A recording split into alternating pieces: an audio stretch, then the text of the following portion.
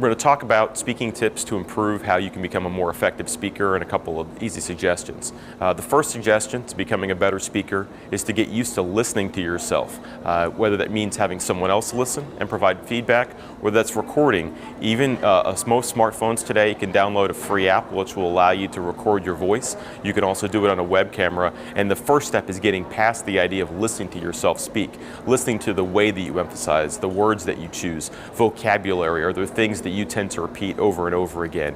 And when you get into that habit, then begin the process of recording and listening to some of the most common arguments you make. If you're a second affirmative speaker and there are certain things about your affirmative that you want to repeat over and over in debates, make sure that's something that you record, that 20 seconds, that 30 seconds of discussions.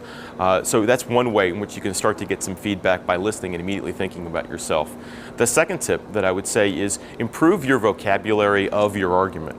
Too often debaters think that when they speak in a debate round that they first need to make sure that they're requiring all the technical skills. But in fact, your first job is to be persuasive, no matter what level of debate.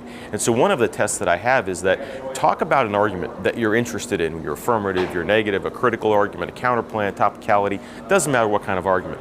Talk about that argument with someone who doesn't have a debate background. And when you explain it to them, explain that to them in complete sentences that really give a full sense of the narrative, the story, the history. To give you an example, the politics argument or agenda is a common argument disadvantage. It's common in a lot of forms of debate. At its core, it's really just an argument why one legislative item would cause a political ramification for other legislative items.